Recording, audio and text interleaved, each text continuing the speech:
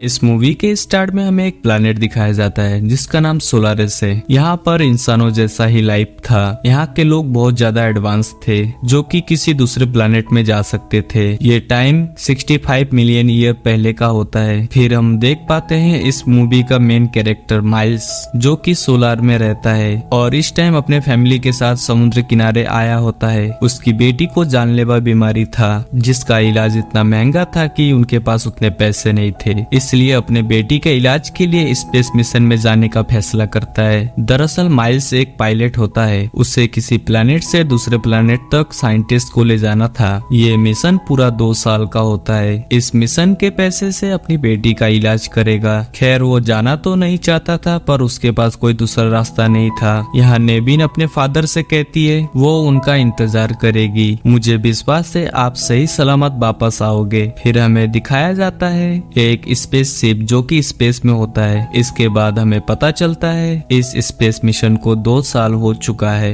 यानी कि माइल्स अपने मंजिल के करीब था और तभी स्पेस में मौजूद काफी सारे मीटियोर जिसको उल्का पिंड भी कहा जाता है वो सीधा आकर उनके स्पेस शिप से टकराता है। मीटियोर टकराने से स्पेस शिप को काफी नुकसान होता है। इसी बीच माइल्स का आंखें खुलता है। दरअसल उस शिप के एक चेम्बर में होता है जिस चेम्बर में वो लोग सो रहे होते हैं। वो एज को रोक के रखता है, चाहे जितना भी साल हो वो लोग की एज नहीं बढ़ेगा। फिर माइल्स स्पेसशिप को बचाने की कोशिश करता है। मीटियोर का हमला बहुत ज्यादा होने लगता है। इस हमले से बचने के लिए वो फैसला करता है किसी पास के प्लैनेट में लैंड कराऊं और जैसे वो एक प्लैनेट के पास पहुंचने लगता है तेज हवा के कारण उसे कुछ दिखाई नहीं देता, जिस कारण वो एक काफी बड़ा चट्टान से टकरा जाता है। चट्टान के टकराने से स्पेसशिप में सब चेम्बर तबाह हो जाता है और सब कुछ खराब हो जाता है और माइल्स का भी हालत बहुत खराब हो जाता है। वो बाहर आके सारे चेम्बर को चेक करता है। फिर उसे पता चलता है उसके अलावा कोई नहीं बचा। इसी बीच उसे पता चलता है कि इंसान इस प्लैनेट में सांस ले सकता है। वो जब स्पेसशिप से बाहर निकलता है तभी हमें किसी प्रकार का चिप दिखाया जाता है। इस प्लैनेट को देख के लग रहा था कि ये हमारी ही अर्थ जैसा दिख रहा था।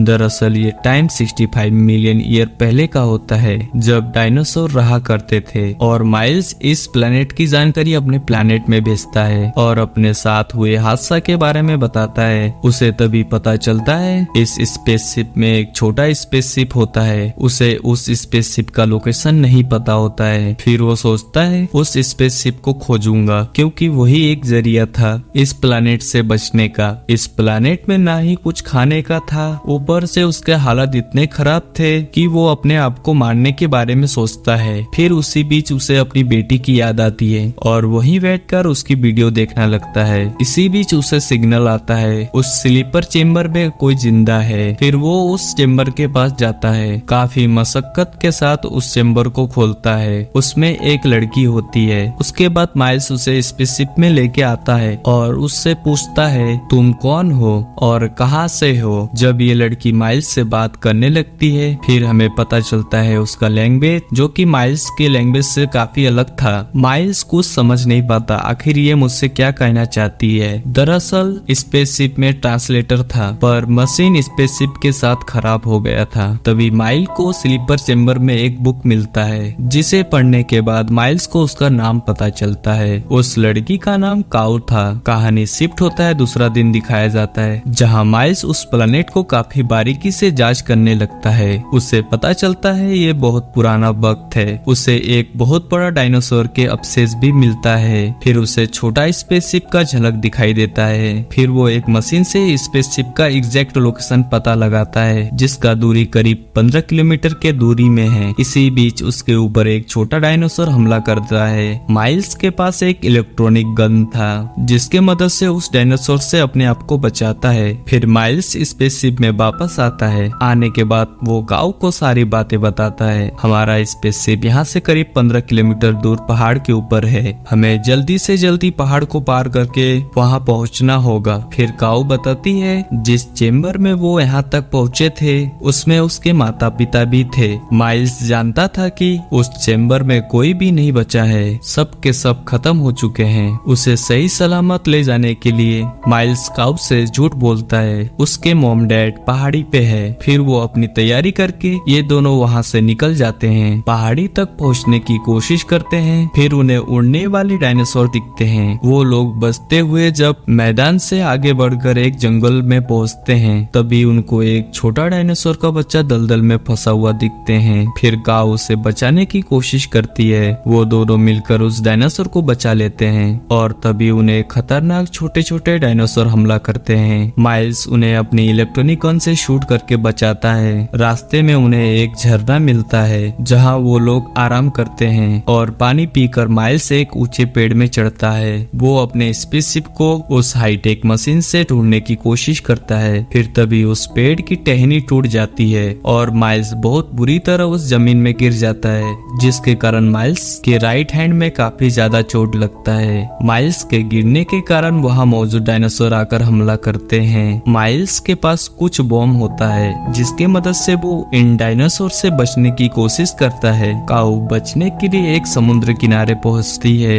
फिर उसे पता चलता है वो जहाँ बचने के लिए आई है वहाँ उड़ने वाले डायनासोर का अड्डा है। वो एक पेड़ के बीच छुपने की कोशिश करती है, लेकिन उसी बीच उसे एक आवाज हो जाती है। एक डायनासोर उसे खाने के लिए आता है। डायनासोर उसे पकड़ के ले जा रहा होता है। फिर लास्ट टाइम में माइल्स आकर उसे बचा लेता है। काऊ की हालत बहुत ज्यादा खराब थी, इसलिए माइल्स उसे अपने कंधे में बिठा कर ले जा रहा था। उसे काऊ को देखकर अपनी बेटी की याद आती है। उन्हें चलते चलते रात हो चुका था। वो गुफा में रात गुजारने का मन बनाते हैं। रात को सोने से पहले माइल्स उस मशीन से चेक करता है कि वो स्पेसशिप की दूरी कितनी है। जिस मीटियोर से स्पेसशिप टकराया था वो मीटियोर अब अर्थ की तरफ आ रहा था, यानी कि वो 65 मिलियन ईयर आगे का टाइम दिखाया जाता है जब मीटियोर आके अर्थ से टकराया था, जिससे अर्थ में बचे सारे डायनासोर खत्म हो जाते हैं। ये सब बातें काऊ को बता ही रहा होता है, तभी एक बड़ा डायनासोर उनके ऊपर हमला कर देता है। ये दोनों अपने जान बचाने के लिए गुफा में और अंदर जाने लगते हैं। गुफा के अंदर तो चले जाते हैं, पर उस सुरंग का साइज बहुत छोटा था। सुरंग को बड़ा करने के लिए माइल्स एक बम ब्लास्ट करता है। उस सुरंग का रास्ता तो बन जाता है, उससे काऊ तो जा सकती है पर माइल्स नहीं जा सकता। तभी गुफा के अंदर एक डायनासोर माइल्स के ऊपर हमला करता है। उसे इलेक्ट्रॉनिक गन से शूट कर देता है, जिससे बचकर माइल्स गुफा के बाहर आ जाता है। काऊ उसे कहीं दिखाई नहीं पड़ती, जो कि मीटियर होता है तेजी से उनकी ओर आ रहे थे।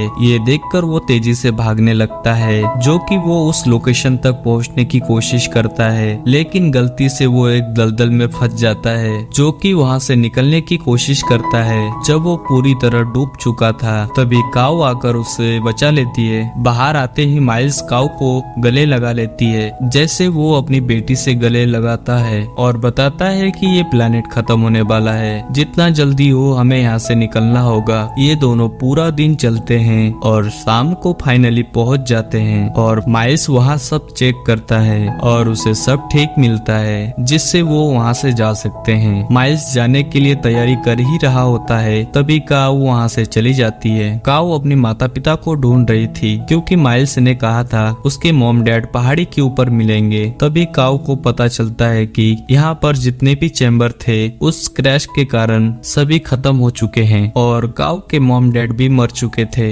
माइल्स ने काऊ से झूठ बोला था। काऊ ये सब सुनकर दुखी हो जाती है। माइल्स काऊ को दुखी देख सब कुछ सच सच बताने लगता है और उसे यहाँ से निकलने के लिए कहता है। फिर काऊ उसकी बात मान जाती है और ये दोनों ही स्पेसशिप में बैठ जाते हैं। वो स्पेसशिप चालू करने की तैयारी कर रहे होते हैं, तभी उनसे एक मीटियोर आके टकरा जाता है। उनकी मुश्किल कम होने की बजाय वहाँ पर दो डायनासोर आ जाते हैं और उन पर हमला कर देता है। माइल्स सोचता है कि वो यहाँ पे रुकेगा तो हम दोनों की मौत हो सकता है। माइल्स फिर शिप से निकलकर बाहर आता है ताकि वो डायनासोर का ध्यान अपनी ओर कर सके और काऊ को उन डायनासोर से बचा सके। इसी बीच वो अपने गन से एक डायनासोर को खत्म कर देता है, पर दूसरा डायनासोर माइल्स की ओर तेजी से बढ़ रहा था। तभी माइल्स को लगता है कि ये मुझे मार ही देगा, क्योंकि उसका गन रिलोड नहीं था। दरअसल गन का बैटरी भी खत्म हो चुका था। डायनासोर उसके काफी करीब आ गया था। उसी दौरान काऊ माइल्स की बेटी की वीडियो चला देती है, जिससे डायनासोर का ध्यान भटका सके। उसी बीच माइल्स गन का बैटरी चेंज करके